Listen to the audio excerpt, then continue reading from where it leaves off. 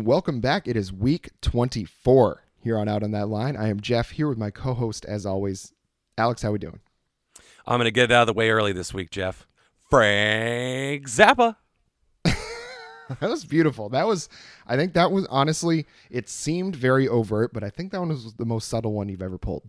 I would say tastefully overt, which is a synonym for subtle, yeah. Yeah, there was definitely a very good good creative drive behind that one. I appreciate that. Thanks, man. I appreciate it. So today is Wednesday, and today the Rock and Roll Hall of Fame nominees got announced. So I was thinking what I'm going to do is I'm just going to rapid fire these nominees at you, and you just say yes or no on whether you think they should get in or not. Not whether they are going to. I want to know whether you think they should get in or not. Okay, you know me. I love rapid fire question. It's my favorite game. Excellent. Okay, so we're going to get started here. Just yes or no. Jay-Z. Yes. Carole King. Yes. Big yes. Tina Turner. Yes. Mary J. Blige. Not yet. Kate Bush. No. Devo. Yes. The Go-Go's. No. Iron Maiden. Yes. Tanner will be happy about that. Shaka Khan. Yes. Fela Kuti. Pass. I don't know who that is. He's so ignorant. LL Cool J. No. New York Dolls. New York Dolls. Yes. Rage Against the Machine. Hell yeah. Todd Rundgren. Uh-huh. Absolutely. Absolutely. Dionne Warwick. Uh-huh. The Foo Fighters. Is there an option to bury them in the Marianas Trench? Because I'll take that option if that's possible at all. I think it's worth coming up with the machinery it would take to get a human being down there just so we could do that. Well, the thing is, you don't even have to. You just have to, strap a radiator to Dave Grohl's ankle and just wish him good luck and toss him over the side of the boat. Be weighed down by all of his lyrics. Yeah, Jesus Christ, dude. And speaking of Dave Grohl and the Foo Fighters, they have released their album Medicine at Midnight. And what a pile of garbage it is. Jeff, this album wasn't released. It escaped. I mean, they came up with this and he was talking about, oh, this is our Bowie, Let's Dance. You know, this is like comparing themselves to that album. I mean, and David Bowie, you can say what you want about whether he's an all-time musical genius or whatever. I think just as a general artist, as a human being, he's one of the greatest we've ever had. You know, and I think his music is just the vehicle he chose to, spread his message, and it was incredible stuff. I think whatever he chose to get into, whether it was painting or drawing or acting, whatever he decided he wanted to do was probably he was gonna be just as good at. But my God, to compare yourself to David Bowie in one of his best albums, to be completely honest about it, I just don't understand that sort of arrogance, I guess. This is my big problem with Dave Grohl specifically. By all accounts, he's a decent enough guy. I think he sounds totally fucking insufferable whenever he gives an interview. And don't get me wrong, I'm a guy that likes to swear. But there was an interview that he gave where he's like, you get a fucking idea, and then you go, I want to make some fucking music, and I'm going to get really fucking good. And you spend a lot of time in the fucking garage, and then you get really fucking good.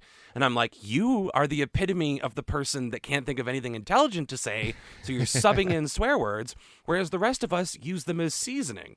If our conversation is a sauce, this is just a little bay leaf floating in it. But you're just all over the fucking place because you're empty-headed. He's a totally empty-headed numbskull. I'm convinced that Dave Grohl is a stupid person, and no one has ever told him no. I'm sorry, everybody. We're gonna hurt some feelings on this one, okay? I would have thought the Swifties were gonna be our demise, but it's probably gonna be the Grohl trolls. I'm sorry.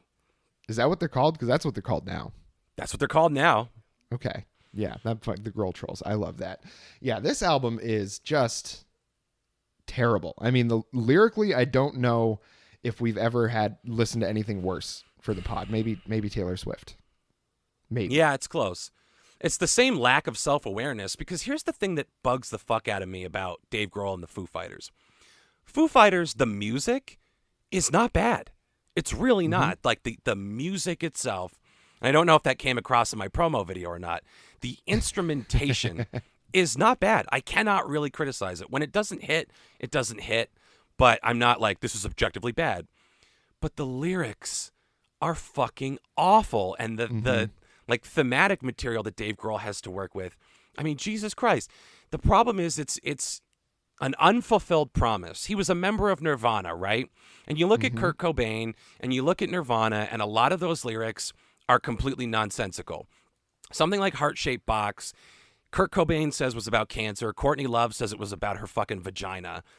So like a lot of the lyrics are open to interpretation. They're all over the place. They're a little nonsensical. But the difference is, you know that they meant something to Kurt Cobain. You can just tell that he knew what he was singing about. And they sound cool, and you get meaning out of it because he's so sure of what he's doing. Dave Grohl just strings together a bunch of shit that he thinks sounds cool together and creates this word salad that doesn't mean anything. He doesn't know what he's singing about because it's complete nonsense. He's just like, hi, bye, touch the sky, stick a needle in your eye, cruiser man. Like, I just wrote a song for Dave Grohl. Like, honestly, that's better than anything that I heard on this album. It would have been the lead single. Yeah. And, I think the big difference between him and Kurt Cobain is that Kurt Cobain could stick to a theme. It's like the lyrics may not have made a lot of sense. They may seem like they're out of left field, but if you really take them all as a whole in each song, they all wrap themselves around a central theme. So there was kind of a linear message that he was telling with every song. That's easy to understand, easy to get behind. And he was obviously a very talented musician to put all of it together. The Foo Fighters, Dave Grohl specifically, because I don't know how much influence any of the rest of them have on it. I just really, I'm not sure. But it seems like it's just the Dave Grohl show. And they got to have somebody else in that band that writes better lyrics than this. Because how do you look through that and think it's good enough to release, first of all, and then to compare it to Bowie's Let's Dance? I don't understand it. It will never make sense to me how this gets made. No one ever told him no. Yeah, like, all the respect in the world for his DIY work ethic, which is like, okay, Nirvana's done. I don't want to stop this. I'm going to do my own thing. And the first Foo Fighters album was really all him, to the point where he re-recorded the drummer's part himself. He had a drummer come in and then he re-recorded it. So he likes a certain level of control, and whether or not he's relaxed that in the intervening years, I guess we're not like really ever going to know. To give him a little bit of credit, when he tries to wrap his brain around a theme, like in the song Waiting on a War, it's not as bad as the completely nonsensical, stupid shit. Yep. At least Waiting on a War is about something, and it's coherent. And don't get me wrong, he still finds ways to fuck it up, and we'll get to that. But, like, I'll give him a little bit of credit where it's like, if he can just latch onto something tangible, it's okay. But when he's just like, I don't know, it's like, we'll just jump into making a fire. He just has he does like what I like to call the Hamilton style of rap, where it's like, we got to have some piety in our society because the impropriety is really, fucking, I can't even go on. Like, I hit a wall. But you get what I'm saying, right? It's just like not really a complete thought. It's just like, well, it's got to rhyme. If it doesn't rhyme, then it's not a song. If it's not a song, then what the fuck am I doing? Yeah. I mean, it's really, I'm just going to read the first verse on this one so people can understand what we're talking about with this. I've been waiting, elevating, hanging on the line. Hate to say it, your new favorites going out of style. Threw away those broken heroes, they're just wood and wires. Hallelujah, spread the news, boy, don't believe the hype. Like, what does it even mean? Like, maybe it means something to him, but it's like, and I mean, I guess I understand, like, a band like System of a Down, like, famously doesn't ever say what their lyrics are about. And those can sound like nonsense as well, but you always know what kind of emotion they're trying to get across. You can pick certain parts out and be like, okay, this is probably what they're talking about. I don't know what the hell he's getting after here with this. It's impossible to tell because the pre-chorus is, all right, are you afraid of the dark? I know a place we can start. It's like, it's like the machines have learned how to write lyrics. You know what I mean? It's like, know those, have you ever seen the thing where someone will say, I've trained this thing to do a Trump speech, and you read it and none of it really makes sense. It just has a bunch of things. They're like, oh yeah, I guess that does sound like a Trump speech. Like this has a bunch of stuff where you're like, oh yeah, I guess this sounds like a rock song. But then you read it and it's like, did a human being really think this was good? No, Dave Grohl thought it was good. He's not a human being. Just a rock robot, I guess. This shit isn't even interesting in like an abstract Captain Beefheart way. The crow flies east and the crow flies west and like there's just like nothing to it. It's fucking garbage. If you or I came up with this, we would justifiably have no career. We'd be laughed out of the industry. We'd be working at Panera Bread Company. Like, I mean, it's just like I don't know. I feel like for someone who's clearly like talented at playing music, at literally playing instruments. Dave Grohl is very talented at that. Like, how does that not transfer whatsoever to the lyrics? Like, how does it totally just skip that? There is no excuse for sucking so bad at the thing you're famous for. Yeah. He's a talented musician, but get someone in there to do the lyrics because these are fucking gobbledygook. Yeah, and there's no point on this album that makes sense. I mean, I guess Waiting on a War, like you were mentioning, is probably the only one that really picks a theme and sticks to it. And even when he gave an interview, and when you could read about it and find out why he wrote that particular song, he says, oh, well, it's about this. It's like, where in this song is any of that present? It's like, yeah, that may have been what's in your head, but if this is what you thought got that across, like, where is it? I feel like inside his head, it just sounds like two little BBs just bouncing around everywhere. Yeah. I mean, it's and like Waiting on a War. I guess we'll jump. I'd like to go back to Cloud Spotter because that's the song that almost broke my fucking brain. Cloud Spotter. Oh my god, it's this album's night crawling. Like, what a piece of shit.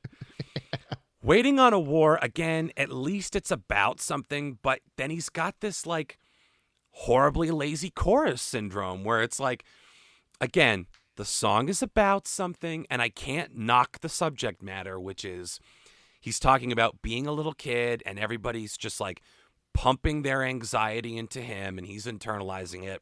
And as such, grew up as a guy who's always waiting for the other shoe to drop. That's a legitimate thing to write about. And it starts off and I'm like, well, he's doing his Dave Grohl best at getting this across. But then he gets to the chorus and it's like, it's literally, is there more to this than that? Is there more to this than that? Is there more to this than that? Is there more to this, more to this, more to this than waiting on a war? That is the chorus. And I'm sorry, if the chorus is not the thing that sticks with you, if the chorus doesn't shine, you wrote a bad song, David. You wrote a very bad song. Mm-hmm. And I mean that, and specifically for like rock and roll music. I mean, everybody, the chorus is the hook for the most part. Like that's what brings everybody in. It's like Bon Jovi's Bad Medicine. Like, I love that song. I couldn't tell you what the lyrics to the verses are, but I can tell you I love screaming that chorus. You know what I mean? It's like that part that just kind of gets its hooks into you and doesn't let go. And at no point on this album was there anything like that. No, I will say the last 45 seconds of Waiting on a War, musically, technically excellent. Really great, really fun. Because Dave Grohl has nothing to do with it, singing-wise. I'm sorry, it's just I go back to my point. It is a biggie if the chorus is preventing you from connecting with the song, especially when the subject matter is something like this. So it's like, again, even when he does something well, he fucks it up. Yeah, and I mean, I don't know. I go back to the Sound City stuff that he did, where he, they did that whole documentary and he's like, oh, well, I'll just take the whole soundboard. He's like, otherwise it's going to just go to waste. It's going to go to a junkyard. It's like, don't act like you're trying to rescue music here, my man. It's like one of the other myriad of artists that recorded there were certainly going to take that soundboard if you didn't. Yeah. You know what I mean? Like he just puts himself on this pedestal as the savior of rock and roll, like the only one carrying the torch. And it's like, I don't think that's true, because if the Foo Fighters weren't there, there would be a void that another band that's hopefully better would fill. Maybe like Kings of Leon or a Jack White or the Queens Black of the Keys. fucking Stone Age, Yeah, like, or the Arctic Monkeys, all these bands that are really, really good, that I think don't get the play that they should, because there's only so much room in rock and roll right now for huge bands. It's certainly not the music du jour like it was in the 70s and 80s. It's just not the case anymore. It's just disappointing that this is what everybody considers to be the preeminent rock and roll band right now. It just doesn't make sense to me that this is where we are. Like, it really is disappointing that if somebody is new to rock and roll, that they're like, oh, well, I want to get into that. If they've only ever listened to hip hop or only ever listened to R&B or only ever listened to country, it's like, oh, I want to get into some rock and roll. Who's the big one in rock and roll? And the chances are they're going to come across the Foo Fighters. And it's like, there's so many better bands that it just doesn't sit right with me that they're the big one. There are bands that didn't write a giant steaming piece of dog shit like Cloud Spotter. Yeah. Okay. Let's break this down to a subatomic level. Cloud Spotter. What is that supposed to fucking mean? Someone that sits around looking at shapes in clouds? I guess. I don't know. It's like, and there's no context to give you that either. He brings it in. He says, head ringing in the dead of night, just a pair of lovesick parasites. Put me on hold on tight. Everything's wrong when you've got no right. Cloud Spotter, Cloud Spotter, Cloud Spotter, Cloud Spotter. It's like, what are you even talking about? So, yeah, it's some fucking Lewis Carroll through the looking glass bullshit to start. But then he starts talking about this guillotine queen thing. And I'm like, wait a minute. You've already got Cloud Spotter as your main abstraction. Now you're talking about the guillotine queen. And first of all, you're saying the guillotine swings side to side. The guillotine does not swing. You're thinking of a pendulum, you uneducated fucking ape. So first of all, fuck you. Second of all, then he's like, bang, bang, bang. And I'm like, okay, now there's a gun in the mix? Or is this song supposed to be about fucking? Then what is the cloud spotting thing? Did she shave shapes into her pubic hair? I don't understand what you're talking about. The song doesn't make sense, and it's not good, so I have nothing nice to say about it. No, it's so bad. Like, and there's no defending this. Like, I guess before this, I was like, okay, I've been very vocal about how I feel about the Foo Fighters. In public, private, wherever you want me to talk about how I feel about the Foo Fighters, I will be glad to do it. There's like maybe 4 or 5 songs that I enjoy listening to. They all got made like 20 years ago. So like they haven't done anything for me that is at all interesting in like 2 decades. And the songs they made were before I was really deep into music. You know what I mean? Like I'd heard them, like Everlong, Learn to Fly, that era of the Foo Fighters. They made some pretty good tunes.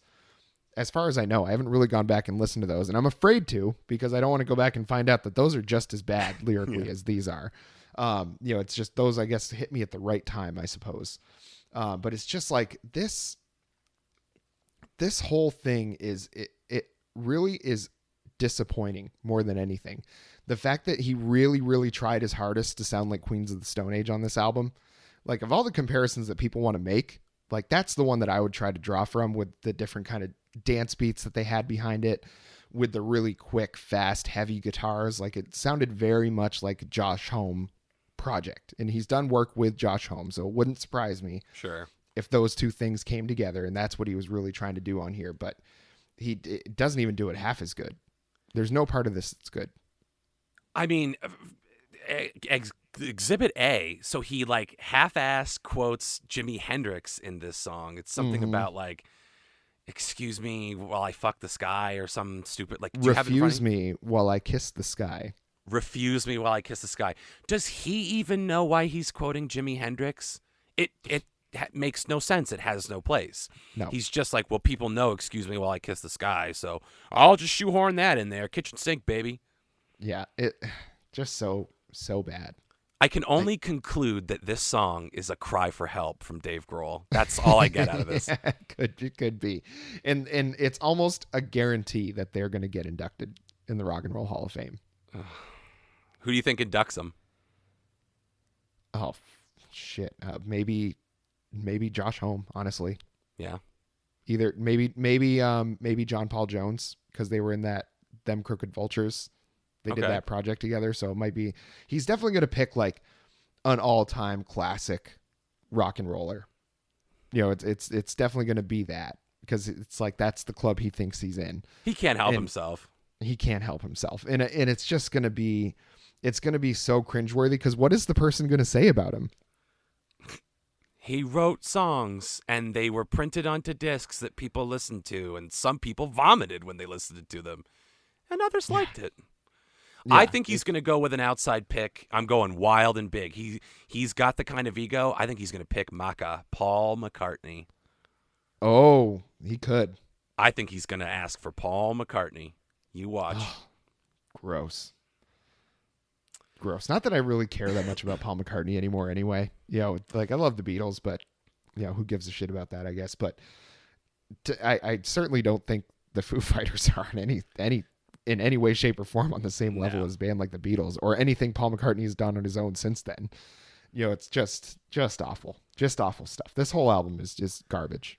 Well, yeah, and I can tell you're kind of like chomping at the bit to be done, and fair enough. So I'll just kind of jam through a couple other points on the rest of these songs, because I spent time figuring out how badly I hated this album. So Medicine at Midnight, again, my note is I don't hate that they're trying to do a little new wave Talking Heads vibe here, but then it's just the Dave Grohl of it all, talking about like this, I need medicine at midnight. It's like, I'm trying to buy a Sudafed at a Dwayne Reed after hours.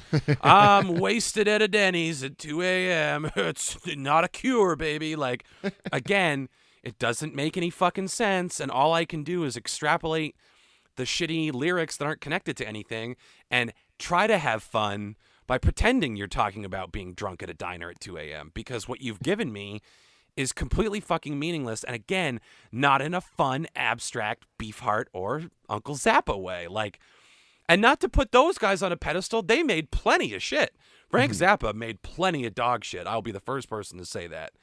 But Dave, the difference is, he's like, I don't care. I just wanted to be prolific in my output. Dave Grohl is like, everything I touch turns to gold. Yeah, and you can tell. I think what makes me like the Foo Fighters are they've got to be one of the most generic bands that have ever existed. You know, just unbelievably uninspired. And they decided, they're like, okay, well, this is the kind of album we want to make now. You know, and it's like they're like, we've done the acoustic stuff, we've done the big arena rock stuff, we've done our punk stuff, so we want to make this kind of album now. As if like they weren't inspired to do this. They were just like, oh, well, this is just a type of music we haven't saturated the market yet with, so we're gonna do it this time. Yeah. Dave Grohl just saturates his pants in shit and then goes, that gives me a great idea. Start recording, Vinny.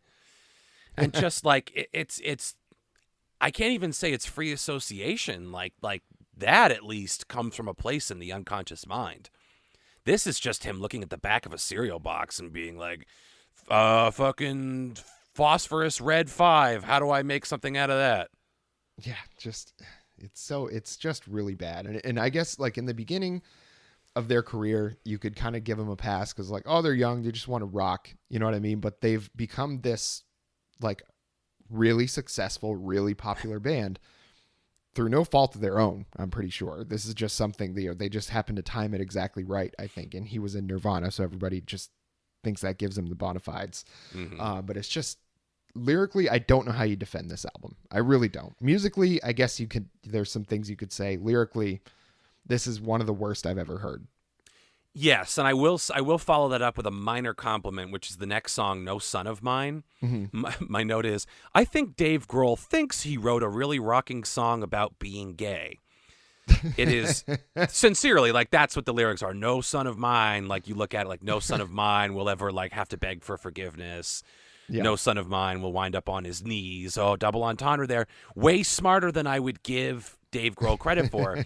So like thematically and musically, it's one of the more like mature, interesting concepts on the album, which is not saying much since it's basically the soundtrack to adult Teletubbies. But it's like not a total disaster. So at the risk of giving him a compliment, I have to say that this was potentially the most interesting song on the album. And that's about the last nice thing I have to say. Yeah. Holding Poison, again, is something that was like musically kind of on the button. There was like the glockenspiel is completely out of place. Get rid of that bullshit. It's got a great pre-chorus that around. Like, I don't know if you would call that like a fugue, because it's not an actual round.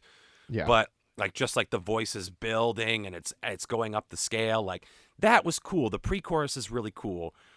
But then Dave Grohl comes in and he's like, I want what I want. I get what I get. You know what I mean. I know what I said. Once again, if I wrote that, I would be working at Blockbuster. Like, you can't fucking get away with that. That's horrendously lazy. It is not clever. It is not deep. It's lowest common denominator bullshit. And I think on some level he knows it, but he's trying to see how much he can get away with and still have a career. And he will, because he's got the name recognition of Dave Grohl. Yeah. And I mean, it's just, I would be interested if he ever just like wrote a truly introspective album and really, really like busted his ass to try to come up with the best lyrics that he possibly could. Because I really can't imagine that he did that here. Like, these just seem so tossed off, just like, oh, it rhymes, it works. Like, oh, it sounds angry, it'll work in this song. It's an angry song. You know, it's just like, seems like there's just such a barely surface level attention to detail on this album as far as the lyrics go, that it's like, if he just scratched below the surface a few times, I would have so much less bad to say about this album. But it's just, it almost seems like there was no effort. Like, these were all riffs that he already had in his head, and he's like, I'm going to make a song out of this. Here's the lyrics that'll go with it. That's 100% true. There was a guitar riff somewhere. I don't remember which song it is, but there's a guitar riff on this album that he wrote 25 years ago and just like repurposed. He wrote the rest of these songs sitting in the fucking drive-thru for McDonald's. I'm convinced. Like, yeah, you say tossed off. That's the only explanation I can think of. He's just like, I had to come up with something. We're recording in an hour. And then he just shits out what he shits out. Yeah. It is epically bad and void of any artistic merit. Now, I will say the next song, Chasing Birds, Chasing Birds, it gets stuck in my fucking head very easily. And if he's making fun of shoegaze music, it is an incredibly funny Andy Kaufman level troll. Yeah. I like shoegaze, but like, if he's making fun of soft boy music, then this is very funny, and I give him all the credit in the world. But something tells me he took it as a personal challenge to be like, I could write shoegaze that's good. Yeah. Chasing birds to get high. Fuck yeah. Gross. My head is in the clouds, chasing birds to get by. I'm never coming down. My heart is 6 feet underground. Yeah. You know, Dave Grohl, I'd love to help you with that. Let me get the rest of you. Let me push you off the roof or kick you through a plate glass window. Yeah, why don't you join it down there? Just, I've got absolutely nothing good to say about this album or the Foo Fighters. And whatever anybody wants to try to tell me about how wrong I am about the Foo Fighters, go ahead and try, because I will not be convinced otherwise. Well, and here's the thing. We won't even go over Love Dies Young because, again, musically interesting, musically competent, but just Love Dies Young. I'm like, you're a 50-year-old man. Shut the fuck up. So we won't even, we'll end the album discussion there, but I would like to say this. I know we have people out there in listener land who are pro-Foo and are probably going to listen to this and be like, you guys are a bunch of iconoclastic dickheads.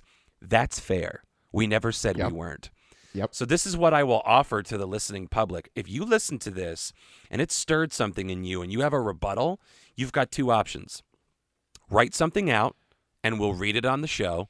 Or if you have the equipment, record something. Try to keep it short because we'll do it at the beginning of the next episode. But if you want to record a rebuttal so that we can hear the emotion that you put into it, it doesn't give me a chance to put inflection in it and make fun of you and undermine your point.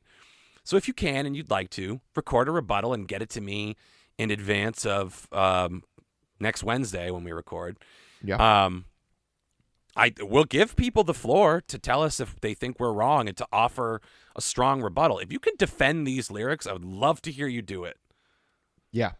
That's a great idea. In writing, or like you said, recording, I think the people that you're talking about that are very pro Foo, I think they both have the ability to do either of those things. So yeah, we'd like to hear it. Cause I mean, it's just, to me, this was just god awful all the way through. Yeah. I mean, this was torture. This was torment. When I texted you and I was like, we got to do the Foos, man. Yeah. What a larf. We're going to LOL our asses off. And then I got literally into, I've been waiting on a war since I was young. And I immediately texted you and I was like, we're fucked. Yeah. We're fucked. This Yeah. is going to be a bad week. Yeah. And I mean, it's an album that, you know, they're one of the biggest bands in the world somehow, some way. I mean, same way like Red Hot Chili Peppers got to be one of the biggest bands in the world. Like, I just don't understand. I just don't get it. I don't get it. The Red Hot Chili Peppers, never has a band ever had better intros to their songs and then come with the bulk of the song as terrible as they have. Like, cause you'll hear the beginning of a Red Hot Chili Pepper song. You're like, oh, that kicks ass. And then they totally drop that and go into the regular song. You're like, what were they thinking? Yeah. Skiddly biddly bop SoCal horse shit. I fucking hate the Chili Peppers too. Yeah. Garbage. It's douchebag music. Yeah. I hope we never have to do an album of theirs on this podcast. Cause I'll hate it even more than this, I think. God help us, dude. The only thing I think could supplant this in terms of the pain that it caused me and the time that I feel I wasted on this album is when we do the new Lana Del Rey in a couple weeks. Oh, yeah. That's going to be tough. I hate that bitch. Yeah. As a person and as a musician. I will say, I definitely don't like her as a person. I will say her music, I haven't hated it. You know, I haven't really listened to enough of it to, I think, form a fair opinion either way. You know, Red Hot Chili Peppers and Foo Fighters, I've certainly listened to way more than I wanted my fill to be. But Lana Del Rey, I'm gonna guess I won't love it, but I'm certainly open-minded about the Lana Del Rey. I know you're probably less so I think it'll be an interesting discussion because I may end up loving it. Who knows? I try to be open-minded. I tried to be open-minded about this Foo album, and I had a note. I was like, it's too bad one of us doesn't love the Foo Fighters because this could be an academic discussion instead of a gangland beatdown. Yeah. But it just there's no defending it. I really tried to see it from a fan perspective or to at least be neutral. I gave compliments. I think we both did. And we are so net positive on most of the things that we review on this podcast. And even when we're just like, I was a little lukewarm, we still find compliments and stuff. So I don't want to hear that we're too fucking negative or, you know, we got to stick up our ass or something. If you don't like something and you have a legitimate reason not to like it, it should be good enough for you people. Yeah. Yeah, absolutely. And I mean, even the video that you did where we declared war on the Foos, like, and you can go find that on YouTube. Please do, because it's really hysterical. I think you recorded that not really knowing how bad this was going to be. Is that correct? I recorded that after literally listening to the first 3 seconds of Waiting on a War. I was like, oh my God. The script for the video came to me in that moment. I was like, I'm just going to do the bad guy from Cobra Kai. I'm going to do John Kreese. Yeah. Just put on my grandpa's army jacket and sit there with the fucking stogie. And just rattle off all these thoughts. Yeah, the video is hysterical. So definitely, folks, go check that out on YouTube. And you're going to find our singles videos up there too. By the time you listen to this episode, we will have released Alex's first singles episode. So these come out on Thursdays for the singles episode. And then whenever we feel like releasing other ones, we're just going to do it. We're not going to have a schedule for those. Singles will always be on Thursdays. Pod will always be on Mondays. So that you can count on. And then just make sure you hit that subscribe button on there so that when we release those other videos at odd hours, odd schedule, whatever it is, that you get notified of that and you can see it. Definitely go check out Alex's video. And keep in mind that it was recorded before. So like we were still going to give it a chance. Like this was not when we knew how bad this album was that he put this video together. There was still some hope in the world that this was going to surprise us and be something that we actually liked. And then the Foos did what the Foos do and disappointed the shit out of us. Yep, took two fresh-faced, idealistic young boys and turned them into men with 1,000-yard stares. What do you say that we move on to our main feature album this week? Sure. Let's do it. We chose to do Hayley Williams' new album, her new solo album, Flowers for Vases / Descansos. So Hayley Williams, the lead singer of Paramore, if people aren't familiar with who she is, I'm sure you're familiar with who Paramore is. She came out with Petals for Armor last year, and this is kind of a follow-up sort of album to that. Not necessarily a direct sequel or anything like that. It's just kind of a tangential album, I suppose is kind of a good way to put it. Overall, it was not what I was expecting out of Hayley Williams. Certainly, I think I'd only ever heard anything she'd done with Paramore and maybe that Airplane song she did with B.O.B., which I think that song's a jam. But overall, this was not what I was expecting, and started out, I really liked it. And I think she does have some real strengths as a songwriter and certainly a great singer. I mean, there's very few people, I think, in the rock realm that have a voice kind of as pure as hers. And she certainly can sing in multiple styles, but it's a very good voice. I don't know how else to put it. She hits the notes she needs to hit. It's very pleasant to listen to. I enjoyed the first part of this album for sure. Yeah, I mean, the voice is very unadorned. It's perfect for Paramore. I like Paramore. Hard Times, like when she wrote that after her divorce, that was a jam. I would sit out on the deck in the sunshine painting just fucked up stuff, listening to her pour her fucking heart out. So I'm pro Hayley Williams. I'm pro Paramore. I am done with quarantine albums. I'm fucking done with quarantine albums. Let's be done. Because they're all just so hopeless and depressing and the same. I mean, I'm sorry. And I like Laura Jane Grace and I don't like Taylor Swift, but Evermore, Long Lasting, or whatever the fuck that other one was called. Folklore? Yeah, Folklore yep. and Evermore. The two Taylor Swift things. Stay Alive by Laura Jane Grace, and now this Flowers for Vases Descansos. They're like largely indistinguishable in terms of like the point they're trying to get across, which is just like, I'm trapped in my house, I'm going nuts, I miss the crowds. And there are little things that make them more specific to the person. Like Laura Jane Grace has always had like deep-seated psychological issues. And Hayley Williams is obviously like just like men have fucked her over and fucked her up. Yeah. And she's just trying to like exorcise those demons. But the trade-off is it's an entire album of songs that are just like, I shouldn't love you still, but I do. Yeah. And just like nothing changes. It's like, you eat enough chicken until you get sick. You never want to see chicken again. And I'm at that point, A, with the content on this album, and B, with quarantine albums. Like, somebody just do a bunch of ketamine and make a quarantine jam. I'm begging you. Yeah. Yeah. It's, and I completely agree with you about they're just the theme of the album is certainly, her ex-husband. I don't know how long ago they divorced. I'm really, like I said, I'm familiar with Hayley Williams. Like, Paramore is great. Like, I don't think there's a Paramore song that I didn't like when I heard it.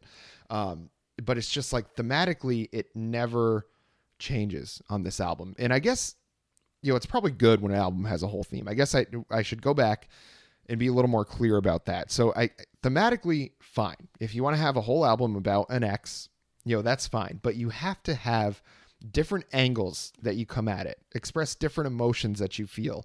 I didn't feel like there was a lot of variance in this album with the way that she presented her emotions. And maybe there just wasn't a lot of variance in her emotions. That's fair. If she wrote exactly just what she felt, then that's fair. But to me, I got like 6 songs into this album and I was like, oh, this is all we're going to do here. Yeah. Like, this isn't going to change. Like, I'm just going to hear song after song after song about how she wishes he was still there. And it's just like, I understand that might be the only emotion she was feeling when she wrote it, but it doesn't make for a very interesting album overall. No, it doesn't. And that's That's a huge problem. You never want to tell an artist like, hey, you should do this or you shouldn't do this, and this isn't a valid point of view. It's not that. That's not the conversation we're having. There's nothing invalid about the way she feels, and it's great that she's exercising this, and it certainly doesn't feel like she didn't think about it. Contrary to Dave Grohl, I think she put a lot of thought into this. Mm-hmm. I mean, there are songs, I won't skip ahead, but like there are certain lyrics where I was like, hey, that was good. Yeah. A lot of thought and a lot of heart went into this. Unfortunately, I think she got hurt so badly and so completely that it prevented her from a lot of nuance.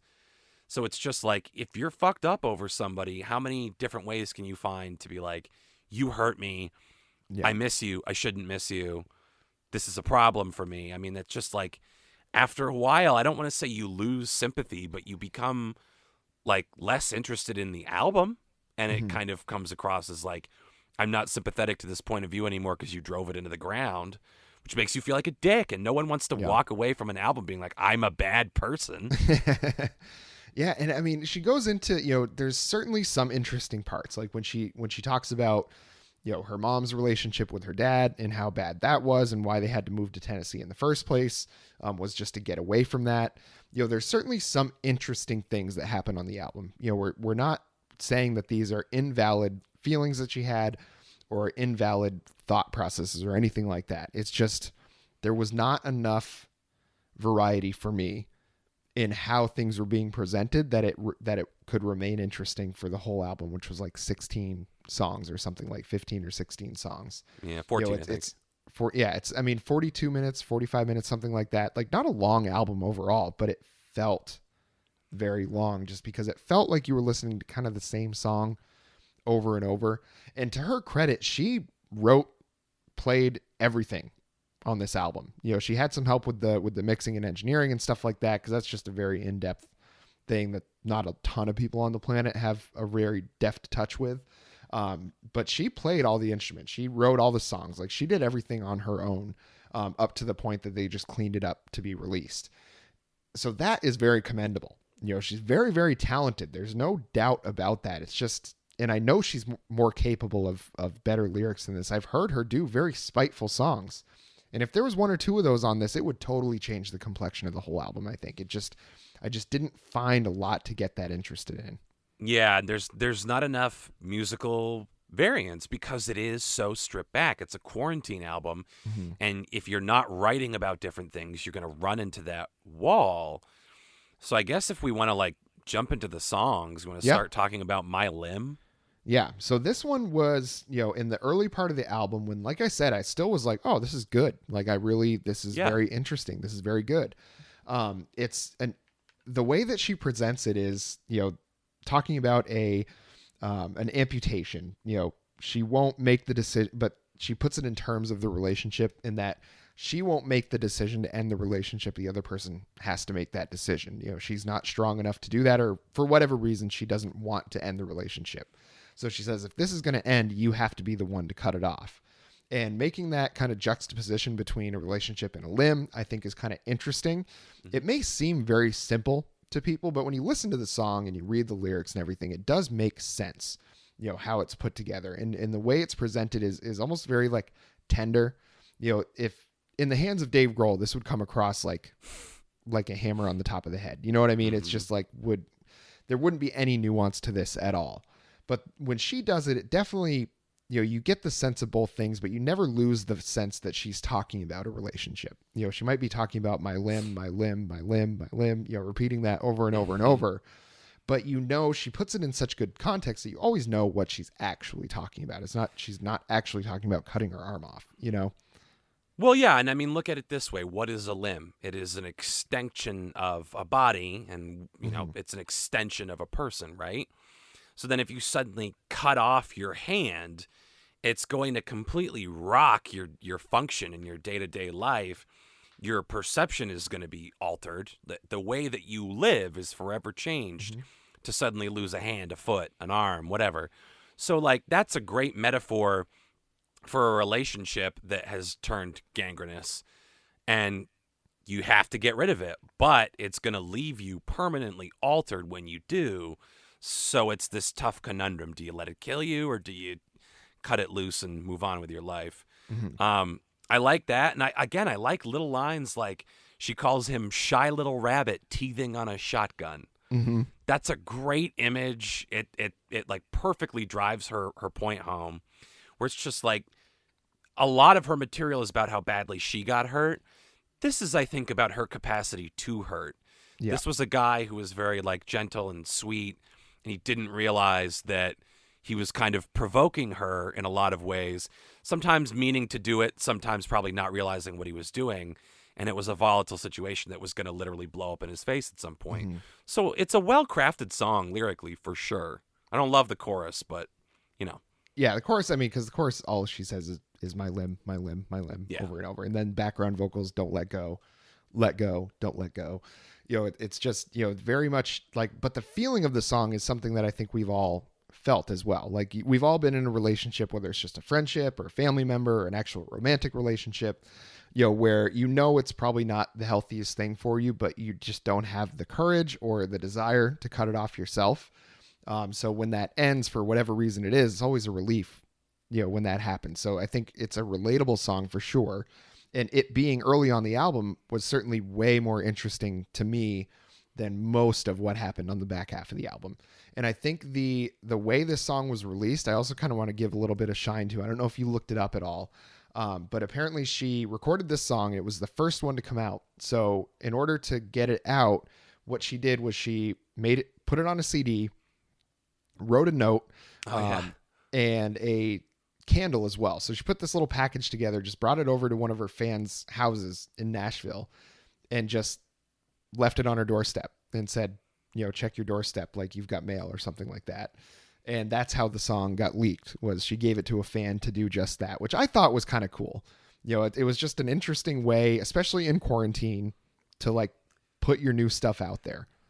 I mean, that's super dope. Imagine if, I'm going for the hat trick. Imagine if Dweezil Zappa left a fucking rare Uncle Frank recording on my doorstep. I'd shit. Yeah. I'd be like, oh my God, what a neat trinket in my otherwise empty quarantine life. And I think, I saw the tweet from the woman that received it. She's like, so did everyone else get Hayley Williams to drop off a care package, including an unreleased single on their doorstep, or was that just me? And I'm like, that's just cool shit. Yeah. That's a cool way to do it. And I certainly, you know, for all the maybe bad things we're going to say about this album in the future, I feel like Hayley Williams has proven herself perfectly capable of writing some really, really great music. So it's really, I don't think much of a knock against her more than just this album. And we can move right on to the next song that I thought was very interesting on the album, Systole.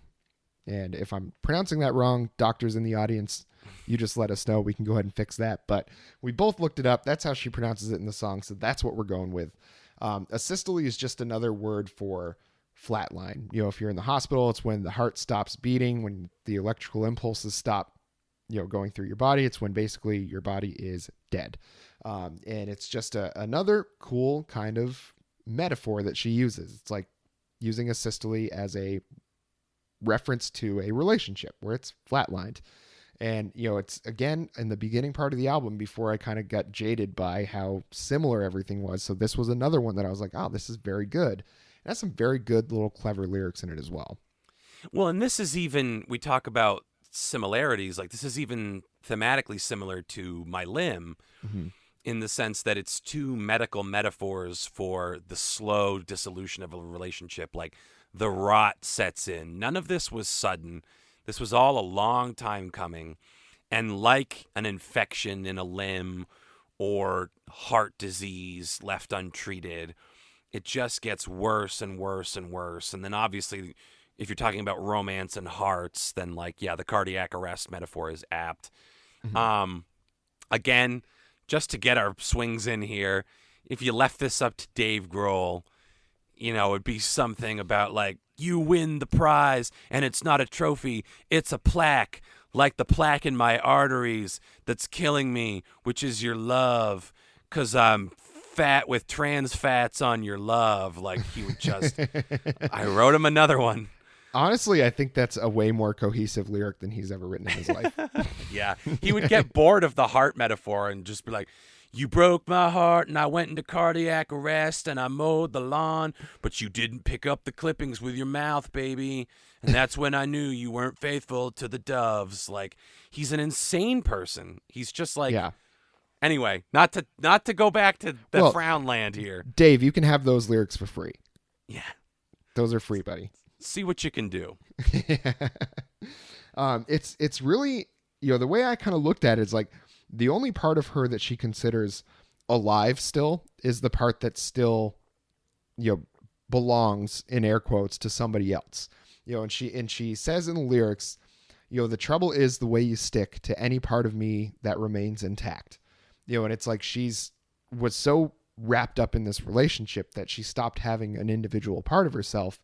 Every part of herself she had given to this relationship, and so that's why it hurts so bad, which naturally it would, if you've made it your entire world and all of a sudden that's ripped apart, that's not going to feel good. So I certainly understand where the sense and the thoughts behind this song come from. And I think it's one of the last interesting ones that I found for the majority of the album until kind of the very end. I was just thinking, I'm like, my note says, I'm starting to get worried. I have flatline vibes from this album as of this song.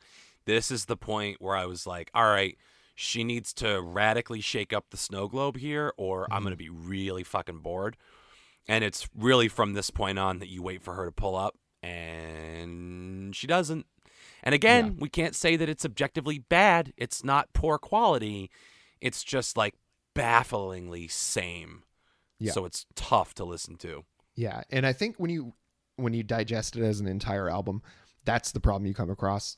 If you were to pick any one of these songs individually and just listen to them on their own, I don't think you're going to really find bad things about them. It's when you put them all together as a package, and these quarantine albums are put together as a package, the way that they, the kind of the style that they've become, it's not like it's My Morning Jacket, the Waterfall 2, where they've basically taken all these kind of odds and ends and stuff that they wanted to have on albums, but just never found their way onto them. They've been like, oh, well, it's quarantine. We might as well just like do all these things and put them out, just so people can have some stuff to listen to, It's not like that. This is a well thought out album, there's definitely a plan behind it. There's a theme behind it. And it doesn't quite land the way that I think she wanted it to. And maybe if you're going through the things that she's going through, this is going to be one of the best albums you've ever heard. I don't know.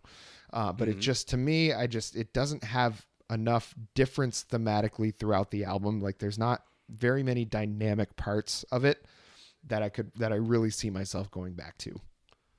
Well, and to that end, when you talk about like your relative level of interest in it, I look at the song Good Grief, and that for me was, I think, more of a product. I can't really put this on Hayley Williams, but it was more of a product of doing my little lyrical run through, and I use Genius because anytime that they have like artist insights and stuff like that, I'm interested to hear what the artist said, because you could debate whether or not it's better for us to just completely synthesize our own opinions or to do a little analysis as well as synthesis and kind of present a good balance.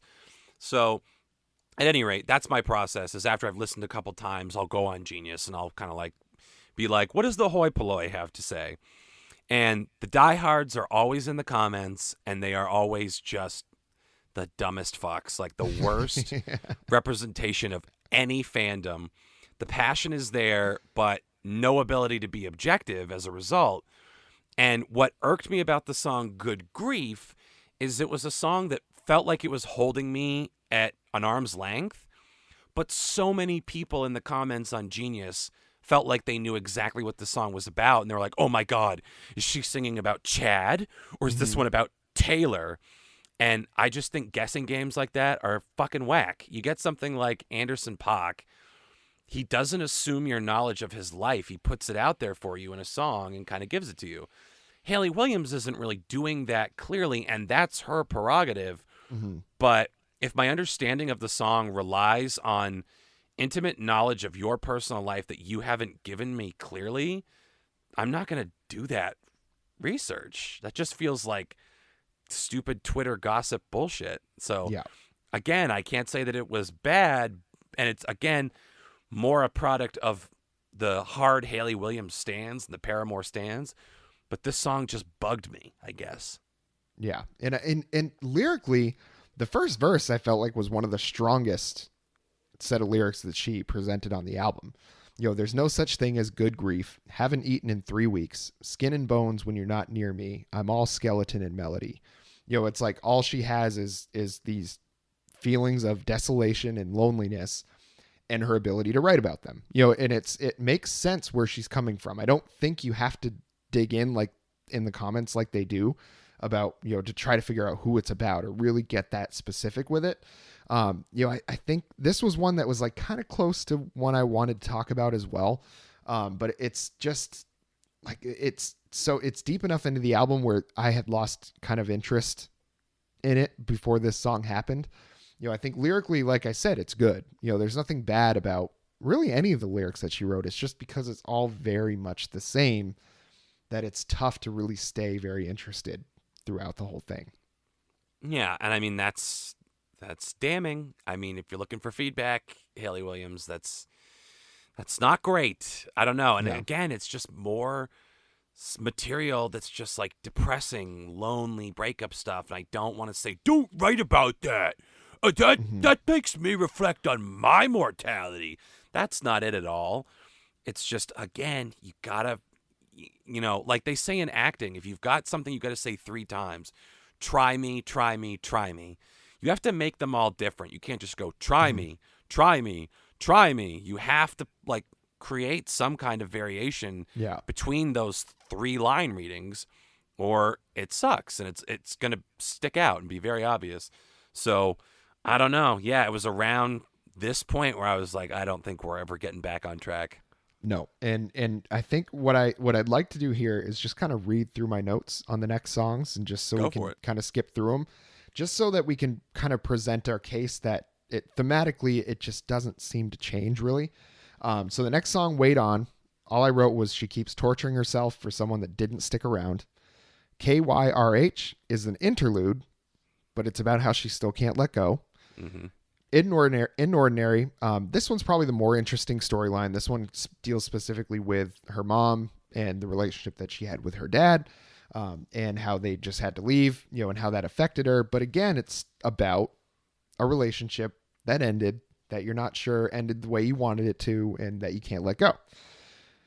HYD, still wondering how her ex is doing and comparing it to possibly how her mom felt. No Use, I Just Do. She's giving into her feelings about wanting him back. So here's a little bit of change here, but it's still about, instead of just saying, oh, I wish you were still here, or, I still miss you, but maybe it's better that you're gone. This one, she's decided to say, well, I've decided I want you back. Well, and a quick interjection here, that's exactly the same theme as the first song on the album, First Thing to Go. Mm-hmm. Exact same sentiment. Yeah, and it's just, again, this thematically, it just doesn't seem to change. Find Me Here. She's willing to wait for the one she loves to get through their struggles, but she can't help them do it. So we're not breaking away from this like we're 2 people on our own that had a relationship that don't anymore. Maybe we'll have one in the future. I kind of hope we do. It's just like it's the same.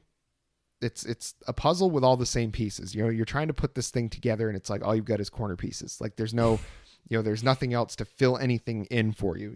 It's just really tough to get through all of it. And musically, it doesn't really change either.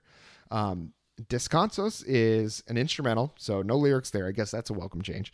And then the last song is one that I thought was on the interesting side, was Just a Lover. This one is the most spiteful song I think she wrote, and I think she's very talented when it comes to writing a spiteful song. I think most of the Paramore hits have been that way. And I think when she's got a little bit of an angry edge to her is when she's at her best. And this one I think gets the closest to an actual rock song as well. So I think musically it changed a bit from how it was through the rest of the album, and certainly was on the interesting side compared to the vast majority of the middle chunk of the album. Yeah, and I will say, to follow up on your bullet by bullet point, I wrote basically the same thing. All of my, I won't like bore the audience by reading my notes, but like it's the same exact thing where I'm repeating myself just like she is. I'm like, okay, here we are again. Here we are again. This is a recycled theme. This is another recycled theme. Until we get to Just a Lover, which, again, functions as kind of a thesis statement. But when you've been saying your thesis statement at the beginning of every paragraph in your paper, you don't really need to end on it either. Mm-hmm. And it sounds like the research I did is this was a song inspired by the fact that she almost quit Paramore at one point to try to save her marriage. Mm-hmm. She was going to try to have a family and just like give in to domesticity, thinking that would fix things. But then she kind of gets into this interesting idea on the song that reflects her thought process in that time, which was, well, wait a minute. If you get in a relationship that gradually wears off all of your edges and grooves and all the interesting things about you and reduces you from not a musician, not a friend, not a sister, not a daughter, but to just a lover, the title of the song, Mm-hmm. it's a huge disservice to you. It's not fair of the other person, whether they're consciously or unconsciously doing it, to do that to you. And it just sucks. It's no way to live. So unfortunately, you might love this person, but you know it's not right. And the toxicity is so overwhelming, your only chance is to bail. And you're going to wind up alone, at least in the short term. But you'll be happy that you did once you reach that realization, I guess is what I got out of it. Yeah, and I think that's exactly right. And at least on this one, there was something to unpack like that. You know what I mean? At least there was something else that you could write down about it. And it's, you know, I don't know. I don't have a lot like terrible to say about the album. I think the way we started when we started talking about it was that, you know, it's individually, each of these songs is, you know, could be seen as pretty good. But when you put them all together in one big package as an album and you consume it that way, it just really hits one note, and that's pretty much it through the whole thing. Yeah, and I mean, look at Miley Cyrus, Plastic Hearts. She had like two, I guess, kind of standout introspective ballads, right? Mm-hmm. She had Angels Like You, which is even a little more rocked up, and Never Be Me, which I didn't really love. And then you had something like High, which is also like a kind of high-octane ballady song. Golden G-String starts off there and builds from that.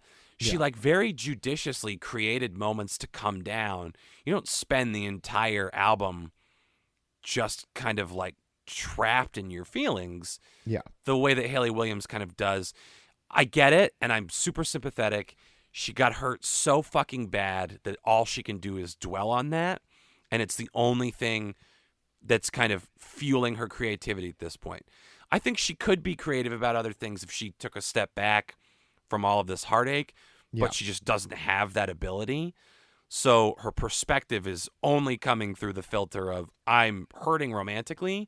It's the only thing I'm interested in writing about right now. I'm not super interested in hearing it 14 times over the course of an album. So again, TLDR. Not bad, not technically bad, not musically bad. She is not untalented. I just look at this as like unnecessary, I guess. Yeah. Like this album didn't need to exist. It was kind of a misfire for me. Yeah. And you know, I'm going to be, I don't know, I guess I'll say stream it and just see what you think, but take that with a grain of salt and just understand that, you know, we do try our best to be very objective about these albums. You know, we certainly had our preconceived notions about the Foo Fighters, but on the flip side with Hayley Williams, like we both enjoy Paramore. You know, we both enjoy the output that we've heard from her. Like, and I would say I even enjoy it a lot. Like I've got some Paramore songs on some playlists. Like I really go out of my way sometimes to listen to that. You know, so I really had some high hopes for this album. That's why when I sent it to you, I was pretty excited about it. I was like, I know we got the Foos, which I can assume how we're going to feel about it, but maybe this one will be kind of, you know, the flip side of that coin that we can get really jazzed about and really excited to hear, you know, not unlike, you know, the Heather Trost or the Shame album that we did a couple episodes ago. It's just like that. I just didn't find myself getting that excited past like song 3 on this album. And you sent that to me and I'm like, this guy's trying to get out of reviewing the Foo Fighters album. So in terms of, you tried. He was valiant. For me, this is a piece of out on that line history that's about to take place. You ready? Mm-hmm. This episode gets my very first double skip it. Wow. I'm not going to recommend either of these. I'm going to recommend you move to another state to be farther from Dave Grohl. Yeah. And I'm going to say, go listen to some Paramore. I haven't really listened to Pedals for Armor, so give that a shot instead. Let me know what you think. I'm going to say skip them both. Yeah. And like I said, it was not a strong stream it for me on this one. I was like, if you do, great, but just understand that I'm not saying that because I'm excited about it. It's just like, maybe you'll find it interesting. Maybe you're at a point in your life where this is going to really connect with you. I don't know. Didn't really land with me. Yeah, faint and damning praise this week. Yeah, not great. But I am excited. One thing I am excited about is our YouTube response so far. I think we've always, we knew we wanted to do video. We knew we wanted to get into that. But seeing the response so far has been really, really encouraging. Yeah, definitely. Like that first singles video that you made is like up. The views go up every day. And a lot of our old episodes, and we've got, again, I think we've talked about this, but like randos are subscribing and they're commenting and they're interacting. So like, I don't want to jinx it, but there's a community springing up. And if you're, one of our loyal listeners, you're on the ground floor of something that I think is going to wind up being pretty fucking cool this time next year. I'm excited to see what our trajectory is going to look like. Yeah. And definitely look for more videos from us. Like Alex said, join those subscribers, join the flock. It's very easy to do. You'll get the notifications when the videos come out. We're going to have those singles. Like I said earlier in the episode, we're going to have those singles come out every Thursday. So I think we're going to alternate. I did the first one. The next one that comes out is Alex's. Next one will come out. It'll be mine, and so on and so forth. And then if we decide that we get, kind of an idea for a different video or something like that, we'll just record those on our own and put them out. So those are the ones that you're going to want to be subscribed for so that you know when those are coming out. We're always going to have our regular podcast episodes come out every week on Monday. We're going to keep these the long form because we love to hear ourselves talk. So I don't think we could give this up. And it's right now with us being in 2 different locations, it's one of the only ways that we can actually still kind of get both of our ideas on the same project. So I think we want to stick with that at least for the long-term time being, until we're able to get into the same room together often enough to really reconsider whether we make a full move toward video. But the response so far has been really encouraging, and thank you guys so much for that. Yeah, absolutely. Well, that's enough pumping the audience's tires. This is about us, Geoff. I'm done for this week. I don't have anything else. Do you? Yeah, I got nothing else. Just as always, find us on Twitter, Out on That Line 1, on Instagram, Out on That Line. Send us an email, outonthatline@gmail.com. Like Alex was saying about the Foo Fighters, if you feel like you can defend that album, please do, whether that's in writing or a video or just an audio recording. Get it to us before we record next Wednesday. So you're going to hear this on a Monday, so you'll have a couple days to do it. Get it to us before that Wednesday when we come in and record, and we will add it to the next episode, give you a chance to defend the Foos, because we're certainly not going to do it, and at least maybe get a different opinion on that, because neither of us had a good one, that's for sure. But if that's for sure. Yeah, so if that's all you got, I'm certainly out of ideas for this week. So until next time.